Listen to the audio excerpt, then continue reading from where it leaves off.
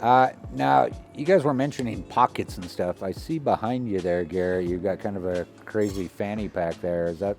This has got to be one of my favorite things to ride with. So I don't have this one here, but I do have one from Climb. It's got a hydration system in it. Which really? We've got some hydration systems that I'd love to show you in a minute. But for racers, snap it, bring it over. Yeah, so for racers, what we see a lot more common lately is a lot of desert racing guys or GNCC pros, even Works racing pros run this. So there's a guy that races Works, and he's a local kid here from Utah, actually. His name's Tyler Lynn. Oh, yeah. He runs the Liat version of this, and what Liat does is they have a hydration bladder that's gonna sit in this kind of section here. Theirs doesn't have these side pouches like OGO's, but it's enough to keep a little tool pack in there. So if you're in the middle of a race and you have some sort of little thing that kind of broke, you can still fix it, sort of deal. And then hydration, it's really nice to have something and then have it really lightweight. So these fanny packs are starting to make their way starting to come back into style. Starting to come back. That's The awesome. cool thing about, even for like an off-road trail guy, is say you don't like a backpack, you can carry all your tools go right here. Ooh, wow, I may have to upgrade. That's a full tool pouch right there with socket, and everything can go right there along with up here. So full tool pack there.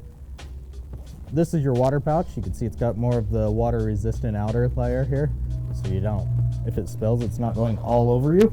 Nice. Yeah, keep a little water bottle in there. Yeah. Hydrate up while you're just taking a break. This one here, this is actually a water pouch. Yeah, well, So carry 2 water bottles with you. Why not? I usually do. When I go riding, I'll wear a backpack instead of a fanny pack. The reason for that is half the time people with me, I swear they always forget water bottles. Yeah. One that I personally wear, I wear the water pack from Uswe when I'm racing. It's a very slim, kind of very small water pack. So all it's going to carry is it's 2 liters of water, and it has a snappable membrane in the center, which can change it into a 1 liter, so you can carry a couple more tools and stuff with it. Oh, that's pretty This great. other great one we have is from Climb Off-Road. We speak of them a lot because they've got some really good stuff. So Z can show us a couple of the features with this one that make it so special. So this one's, I don't know if you guys remember Rob's video from a while ago, what tools to pack. He was rocking a Climb pack. That was the older version. This is the new Arsenal from them. This one comes with the 3 liter pack, 2.5 liter bladder. Comes with the tool pack inside. Great big huge pockets to store everything in. So when you don't want to share your water, you just throw an extra water bottle in.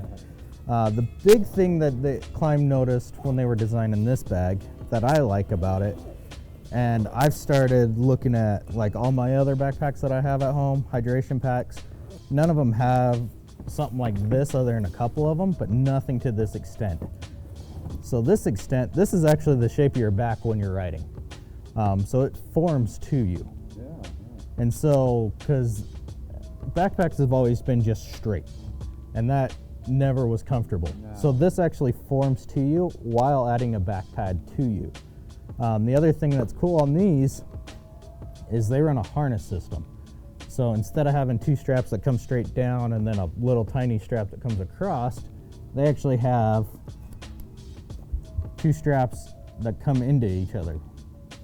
And that allows you to have extra pockets here. So say you want to keep your Snickers, there you go. Nice. You're not when you're You got your Snickers in your water, what else you need? Where's that? Yeah, so another thing to that point with the harness system that Z's really saying is that Z's saying, with the Uswe, it does a very similar thing. What they go for is their brand kind of motto is no dancing monkey. So what that means is it's not going to jumbo around and move around. Climb did a really good job of kind of mimicking that.